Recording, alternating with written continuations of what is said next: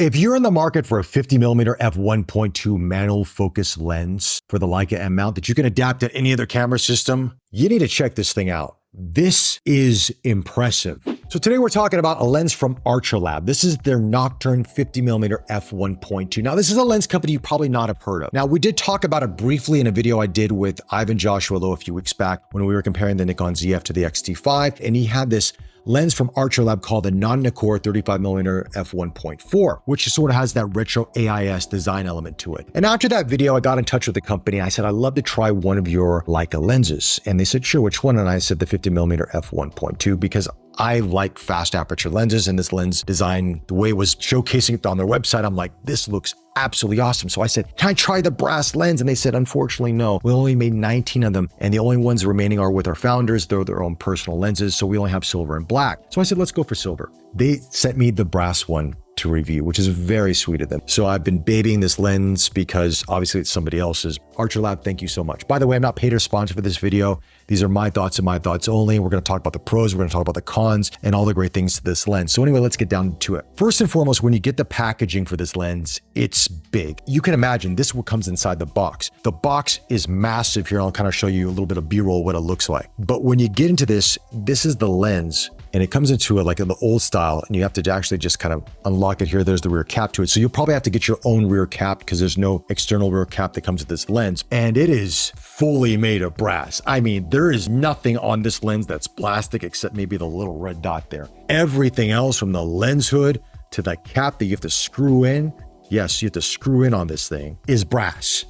This is completely solid. This thing is hefty, man. This is coming at 784 grams. To put some perspective on this, the Leica Noctilux 50mm f1.2 is around 405 grams. The Light Lens Lab version from what I'm reading online is 450 grams. This is a weighty beast, but it is very well made. It actually has close focusing on this, which the Light Lens Lab does not have. This goes down to 0.35 meters, but when you look at the lens itself, it just shows 0.7 meters, but it does go beyond that. There's a little bit of a black dot there that kind of gives you an idea where it can go to. When you do put this on your mirrorless camera system, 0.35. You might see some coating there. It looks like that it is a 6-bit encoded. It is not, just a bit of a design element there. The focusing ring is very smooth, and it's not really a long throw on it, but it's got some nice tension to it, like their non-Nikkor 35 1.4. So if you want to really nail focus at 1.2, you can do so, and wherever you stop, it actually just stops. There's no sort of play in the focus ring whatsoever, and it's very precise. The aperture ring, respectively, is really good. The gaps from f4 onwards to f16 are quite minimal, unlike the Leica version, which everything is quite spaced out equally. They did not provide me with any sort of MTF chart, so I can't see how it compares to the Leica version out there, but I can tell you based on my testing of this lens, this performs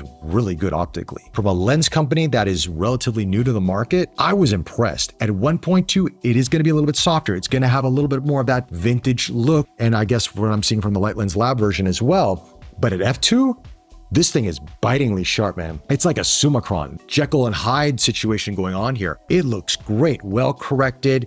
Don't really see a lot of purple-green fringing at f2 and beyond that.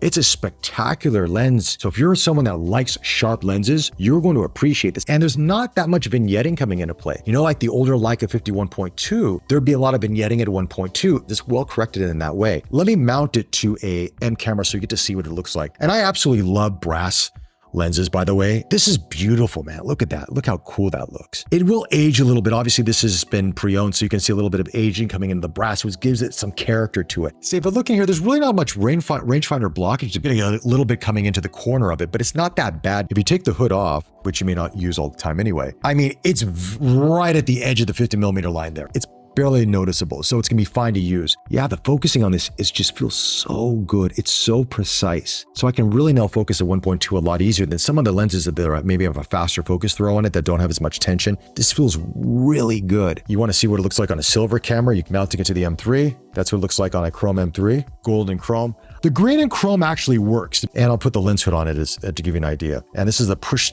to click lens hood. This is made of brass as well, as I mentioned. You've got some black lining inside of this, so you're not gonna get that reflective issue on that. This is gonna be a hell of a lens, guys. I think for a lot of you that are looking for a 51.2. And the price point is relatively affordable. Now, the brass is no longer being made, but if I look at their website, which is about $1,000 less than the Light Lens Lab version out there. They're all made of brass, by the way. It's just different paint coatings on the lenses. If you are looking for a kind of a retro-inspired 51.2, this is a great option to pick up here. And the optics out of this are going to impress you, as you've seen from the sample images. I have not tried the Light Lens Lab version, so I can't compare it how it goes to that, but I can say from the Leica version, I think this is a step up, and having close focusing also does help a lot. With that said, this is an up-and-coming company. I expect to see a lot more from them. They have a number of lenses already out there on their website, from Nikon mounts to Z mounts to Leica mounts to etc. I mean, there's a lot of things they're doing. The fact that they actually sent me one of their own personal lenses to review and I didn't even ask for it. I said, look, because I said, if you don't have brass, it's okay. I'll just take silver. That's really cool. I'm not paid for this video. I'm not sponsored for this video. These are my thoughts and my thoughts only. I mean, I do hope in the future that they can find a way to sort of reduce the weight of this lens. I mean, it kind of feels more like a